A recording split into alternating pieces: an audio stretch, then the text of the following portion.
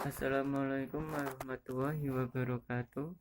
Perkenalkan nama saya Abdul Rosid, NPM 3219110060. Saya akan menerangkan sedikit tentang hakikat belajar dan pembelajaran. Hakikat belajar dan pembelajaran disimpulkan bahwa ciri utama pembelajaran adalah adanya inisialisasi, fasilitasi, dan peningkatan proses belajar siswa. Ciri lain dari pembelajaran adalah adanya komponen-komponen yang saling berkaitan dan saling mendukung antara yang satu dengan yang lain. Komponen-komponen tersebut adalah tujuan, materi, kegiatan, dan evaluasi pembelajaran. Dengan demikian, agar tujuan pembelajaran dapat tercapai dengan maksimal, maka pembelajaran, mengajar dan pembelajaran harus tetap berkaitan satu sama lain. Salah satunya teori behavioristik yang berkembang di dunia pendidikan saat ini banyak dipraktekkan pada pembelajaran yang menekankan pada pembentukan satu perilaku pembiasaan yang disertai dengan hadiah atau nilai tambah dan hukuman. Sebagai contoh, dari tingkat TK sampai perguruan tinggi, peserta didik selalu dihadapkan pada peraturan yang dibentuk atau membentuk kedisiplinan dan ditetapkan oleh sistem yang ketat. Tentunya aturan tersebut sangat baik bagi pembentukan karakter siswa agar tidak terjadi penyimpangan sosial dan peserta didik. Kegagalan atau ketidakmampuan dalam penambahan pengetahuan dikategorikan sebagai kesalahan yang perlu dihukum. Dan keberhasilan pengetahuan dipandang sebagai bentuk perilaku yang pantas diberi hadiah. Itulah salah satu teori behavioristik. Teori selanjutnya adalah teori kognitivisme. Menurut Jean Piaget, bahwa belajar akan lebih berhasil apabila disesuaikan dengan tahap perkembangannya. Menurut Brunner, untuk mengajar, suatu tidak usah ditunggu sampai anak mencapai tahap perkembangannya. Menurut Ausubel, siswa akan belajar dengan baik jika isi pembelajarannya didefinisikan dan kemudian dipresentasikan dengan baik.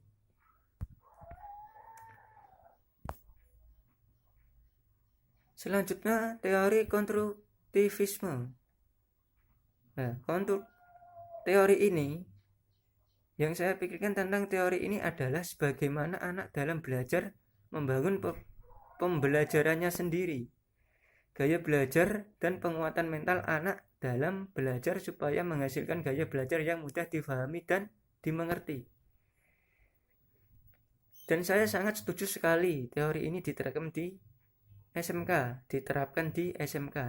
Karena anak SMK sekarang harus siap menghadapi persoalan-persoalan gaya belajarnya, mengingat SMK itu adalah sekolah kejuruan. Anak harus siap membangun gaya belajar dan melatih mental yang kuat. Makanya diperlukan pembangunan dalam belajar. Selanjutnya, teori humanistik. Menurut teori ini, belajar harus dimulai dan ditunjukkan untuk kepentingan kemanusiaan atau memanusiakan manusia itu sendiri. Oleh sebab itu, teori belajar humanistik sifatnya lebih abstrak dan lebih mendekati bidang kajian filsafat. Teori kepribadian dan psikoterapi daripada bidang kajian psikologi belajar.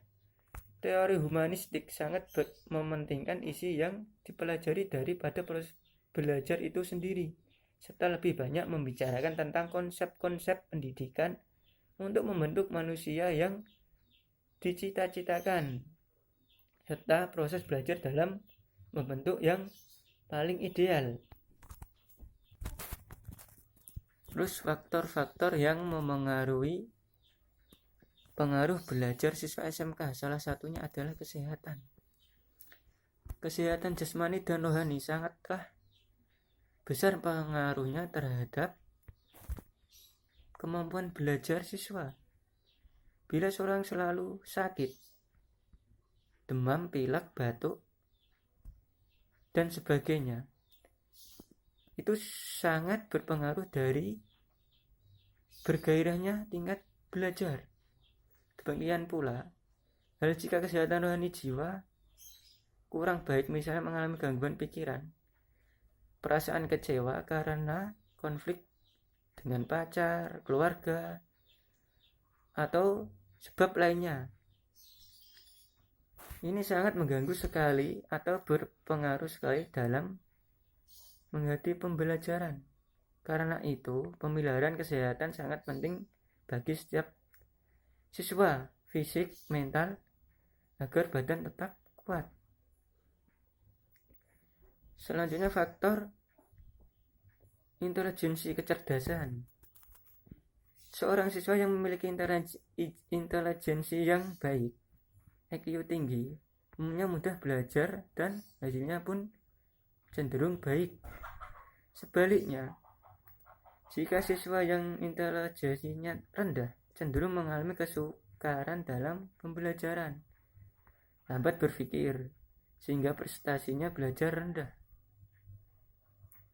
Terus faktor lainnya adalah bakat. Bakat merupakan faktor yang besar pengaruh terhadap proses dan hasil belajar seseorang. Bakat memang diakui sebagai kemampuan bawaan yang merupakan potensi yang masih perlu dikembangkan atau latihan, misalnya belajar main piano. Apabila dia memiliki bakat musik, akan lebih mudah dan cepat pandai dibandingkan dengan orang yang tidak memiliki bakat itu. Faktor yang lain adalah minat. Menurut Slameto, minat adalah suatu rasa lebih suka dan rasa keterikatan pada suatu hal atau aktivitas tanpa ada yang menyuruh. Saya ulangi ya. Minat, menurut Slameto, minat adalah suatu rasa lebih suka dan rasa keterikatan pada suatu hal atau aktivitas tanpa ada yang menyuruh.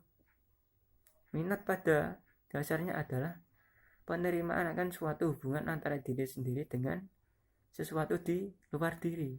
Semakin kuat atau dekat hubungannya tersebut, semakin besar minat itu sendiri. Minat dapat timbul karena daya tarik dari luar dan datang dari hati sanubari. Nah, cukup sekian dari saya.